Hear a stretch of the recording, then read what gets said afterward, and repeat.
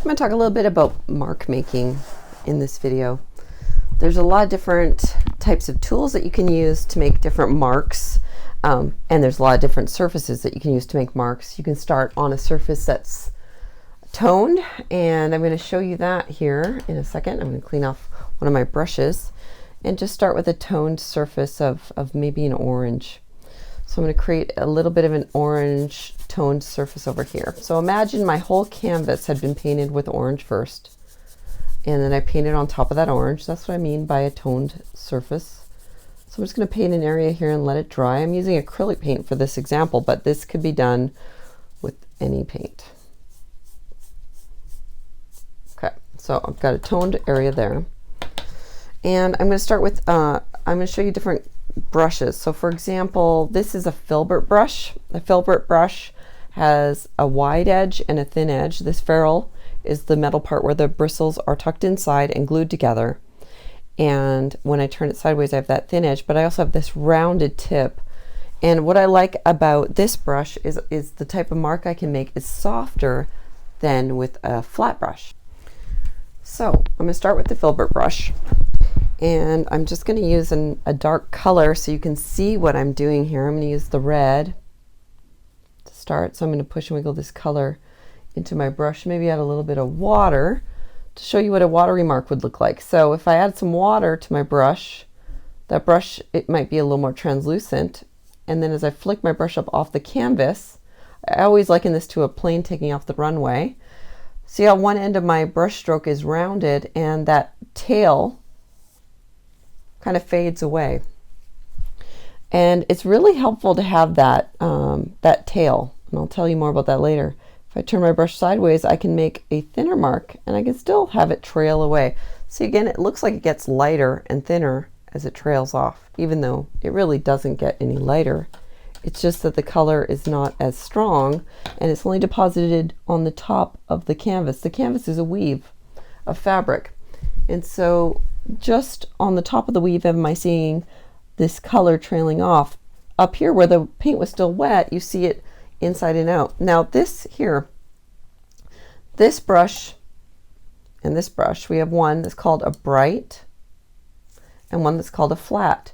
The flat has longer bristles, but it's squared off at the end. The bright is shorter bristles, and you can get more paint in this flat, and you get a bit more variation in the stroke because of those bristles. So for example, now as I paint, if I push down on my brush, I can get a wider mark, even though the paint is actually running out there. And I'll add some more water here. Push down and see how I can make that brush really flay out a little bit. And I can still get a thin edge just like I did with that other brush.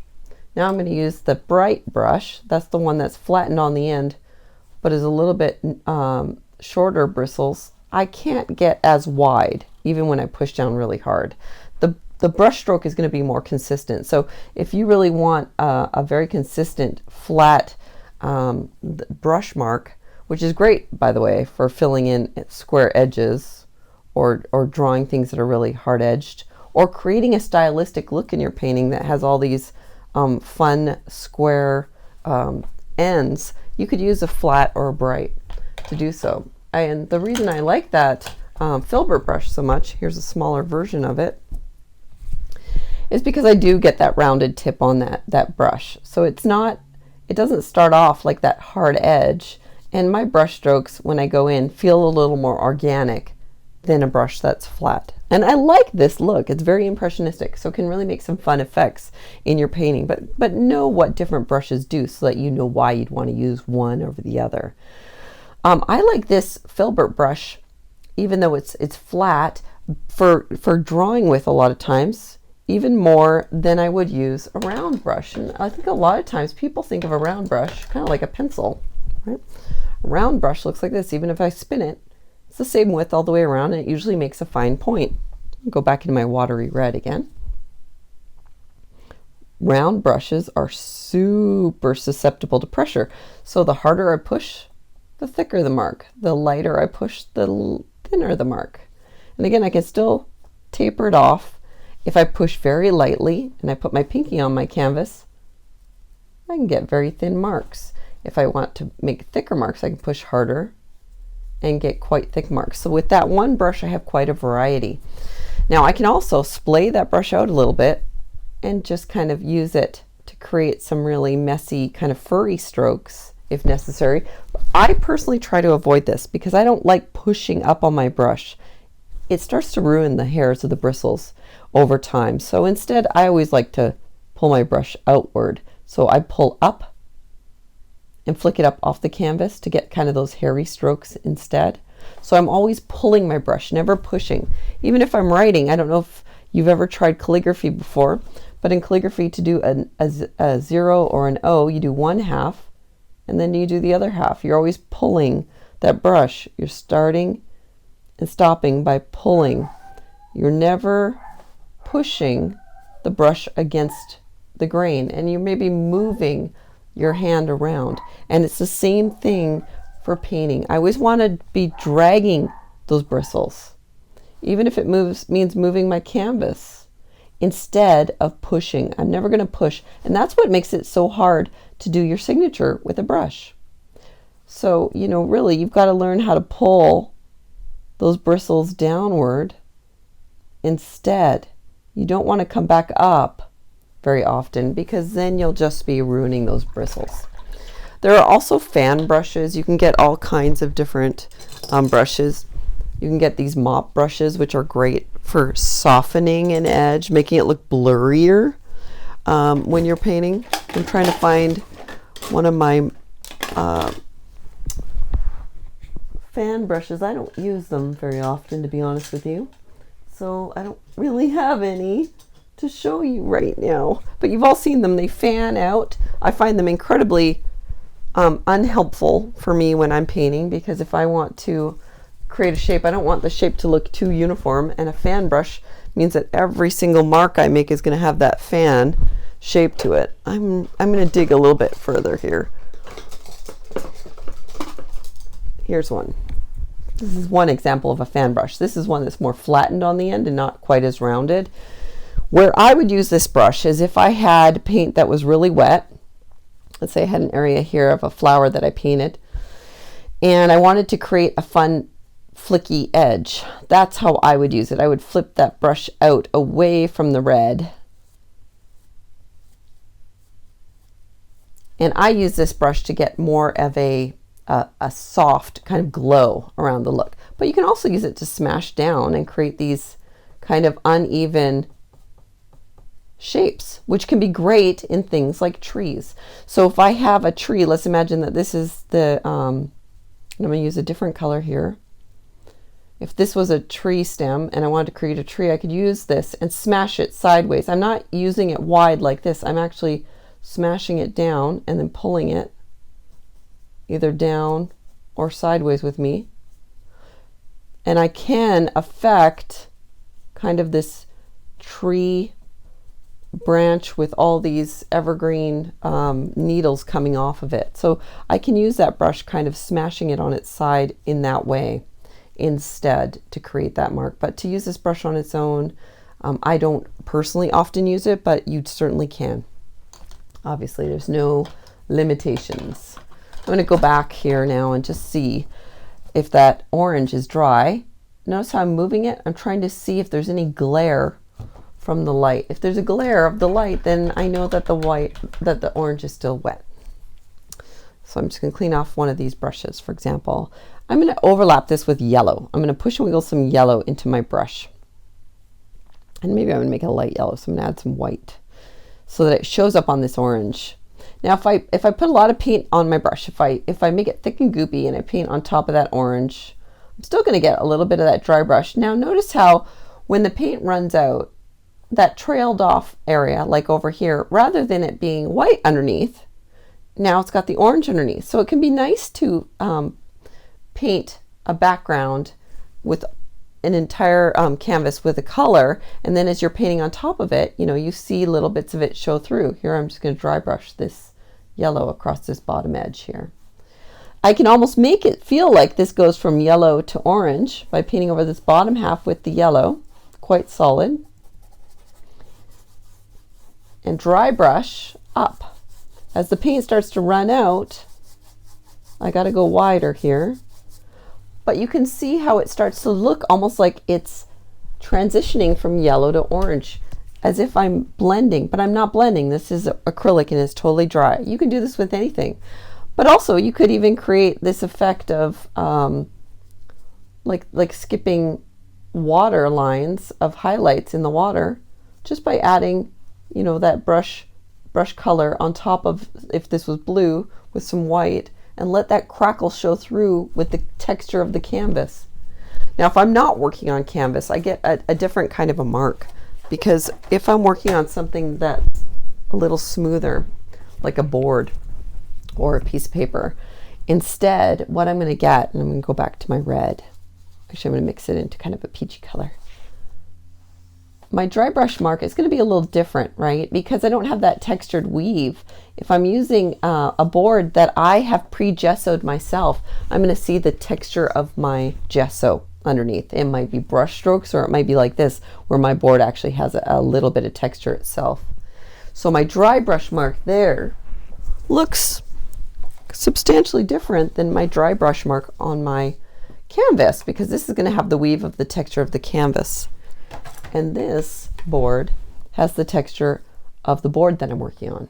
So the surface that you paint on is going to really dictate the marks you make as well. The surface can really dictate the marks as much as the tool you're using to create them. Now I'm going to show you another tool here. This is a script liner brush. It's a brush with bristles that are quite long. You can get them even longer. So here's another example of a script liner. Now this looks like it's really messy and flayed, but the minute I get it wet and put paint on it, I get quite a nice tip. This is a great brush for drawing lines. It doesn't respond quite as much as to pressure, because it is so long that it absorbs some of that pressure from your hand, but still you're going to get a finer line the lighter you push. Obviously one of these is bigger than the other, so I get a thinner or a thicker mark. And these are great for signing your name, putting in little whiskers at the very end. If you're working in miniature, this is the brush that I use to create little mini marks. And then I've got some water on that brush, so I'm going to wipe that off. So this is a nice little brush for creating those little marks. The lighter I push, so I keep my pinky on the canvas, the smaller the mark. The harder I push, the thicker the mark. But it just creates a nice flowing line. And the more water you have in this brush, or medium, depending on whether you're using oil or acrylic or gouache, the more the paint flows. Another tool that I like to use quite often is a palette knife, and I use these for painting. I have all different sizes: big, small, wide, flat, and I can use this. And the way that I use a palette knife to paint with, and there's no right or wrong way to use any tool, they're just tools, is if I have a thin layer of paint, I just go in on the side. I might mix it a little bit, wipe it off, go in on one edge, and I get this line of paint on that one edge. Then I can just lay it down. It just is like placing it to create these lines. As I move it, I'm getting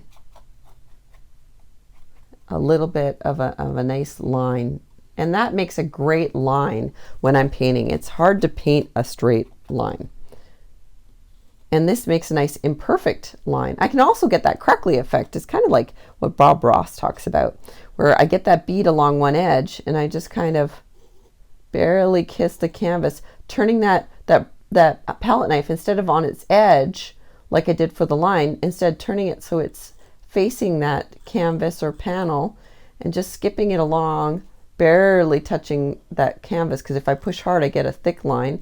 If I barely push at all, I get this skipped line that sits on the top of the weave of the canvas, or whatever the texture is. And that can be nice too. It creates kind of a crackled line.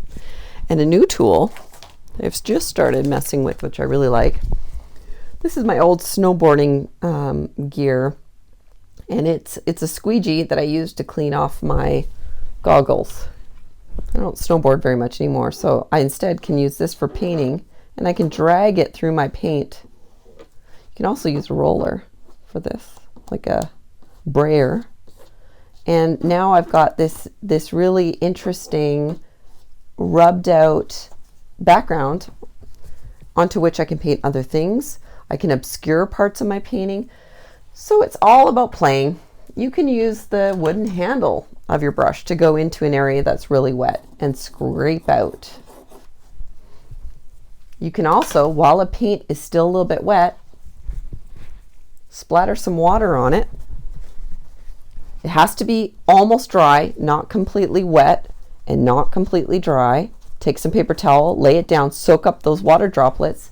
Suddenly, I have these perfect splatter drops of where the water hit. And then I can use a brush to do that too. So I can take my brush, it's wet, tap it to get smaller droplets. Again, go in with my paper towel, press it down. And now I get all these nice dots of white because my paper here was white.